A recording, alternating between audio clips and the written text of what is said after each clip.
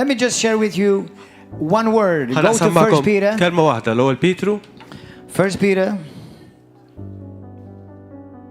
L-ewwel Pietru. How many of you are believing God for revival in this Kemm nation? minnkom qed temnu falla għal awmin spiritwali f'dan nazzjon. How many of you are going to be part of the revival in Kemm this minnkom nation? sa tkunu parti mill-awmin spiritwali Not f'dan being a nazzjon. spectator, Mhux tkun spettatur, but be a participator. imma tkun dak li parteċipa. Amen.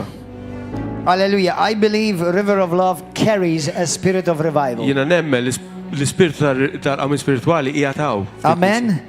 So you are that generation Intkom dik il-ġenerazzjoni that will carry that spirit of revival. li saġġor dak l-ispirtu ta' Because we are revival. Għax aħna Amen. awmin spiritwali. Everybody say, I am revival. Kulħadd jgħid jien il-awmin spiritwali. Amen. Now, I may say a couple of things that maybe to some of you they're not completely new, but I want to remind you. Irrid ngħid xi żewġ affarijiet li forsi għal ħafna minnkom mhumiex ġodda, It's imma rrid been my infakkarkom experience l-esperjenza tiegħi that every time that there's a move of God, li kull darba li hemm moviment tal-mulej the enemy will try to do anything l-għadu jipprova jagħmel kollox to pervert it, corrupt it, biex and stop what God wants to do. U jipprova jwaqqaf dak li Alla jrid And jagħmel. the only way he can do that U l-uniku mod li jista' jagħmel hekk is through you. hi minn ġo fik. Amen. Amen. Are you understanding what I Qed mean? by tifhmu x'inhu jgħid il-pastor? that? Just like God uses people, Kif il-mulej juża n-nies, the devil uses people. ix-xitan l-istess juża n-nies. When God wants to bless you, Meta Alla jrid ibirkek, he will send you someone. jibatlek il xi ħadd. When the devil wants to stumble you, Meta x-xitar iwaqqak, he will send you someone. jibatlek il xi ħadd. Don't ever forget that. Tinsijiex di. So we are in a spiritual warfare. Aħna qegħdin fi gwerra spiritwali. Now, those of you who know me, and especially if you know Jesus and the Word, Issa dawk li tafu l-Ġesu u l-xtajt il-kelma, we are not intimidated aħna maħniex intimidati. because we are on the winning side. Għax aħna qegħdin fuq nata l-vittorja. Amen. Amen. But you have to continue to enforce that victory. Imma trid tinforza il-vittorja. Because if you fall asleep, Għax hekk torqod, the devil will try to come while you are asleep and ix-xitan jipprova alienate jiġi it. meta inti tkun Amen. rieqed. So you have to live constantly aware. Għalhekk tittejx li tkun taf x'inhu Not jiġri. afraid, Mhux bil-biża' aware. imma li tkun taf. Everybody say it, not afraid, Kulħadd jgħid mhux bil-biża' aware.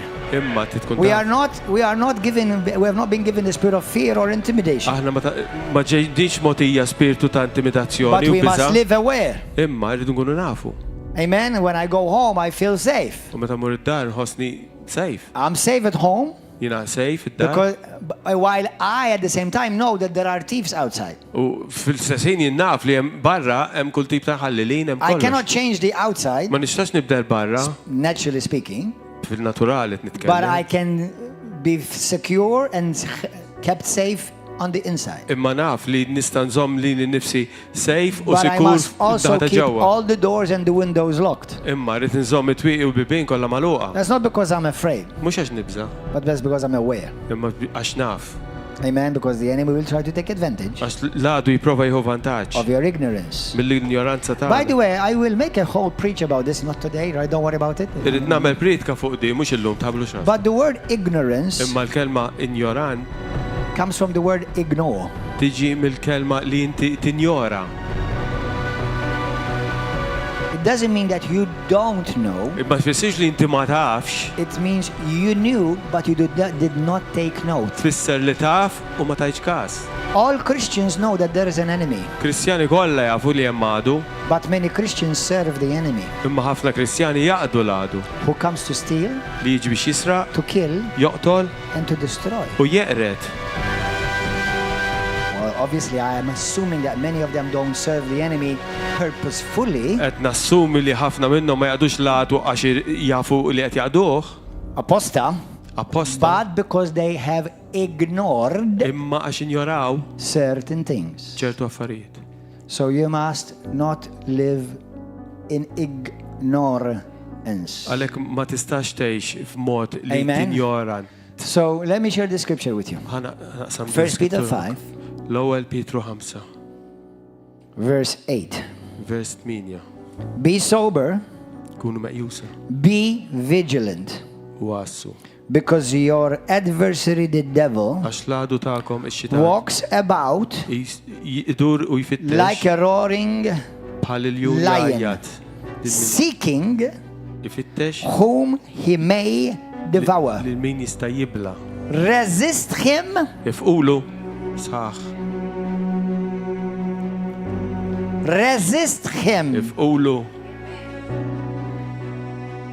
Submit unto God sottometti li his will, his ways, his authority, l-autorità tiegħu. so that you can resist him. Ħalli inti tkun tista' tiqaflu.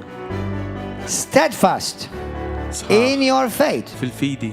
knowing that the same sufferings are experienced by your brotherhood in the world. Intkom tafu li ħudkom xerdin fid-dinja qegħdin jaqsmu magħkom l-istess batijiet tagħkom. Hallelujah. But may the God of all grace, who called us to his eternal glory by Christ Jesus, after you have suffered a while, perfect and establish and strengthen and settle you. In Jesus' name. Imbagħad wara li tkunu batejtu għal ftit żmien Alla li jagħti kull grazzja li jsejħilkom għall-glorja tiegħu ta' dejjem So fi listen. Kristu. This conference has been a very unique conference. Il-konferenza kienet unika ħafna. I'm amazed how many difficulties, Mistaġeb kemm qalaw opposition diffikultajiet u We pożizzjoni li faċċajna for this conference, għall-konferenza. like no other before. Bħal qatt qabel.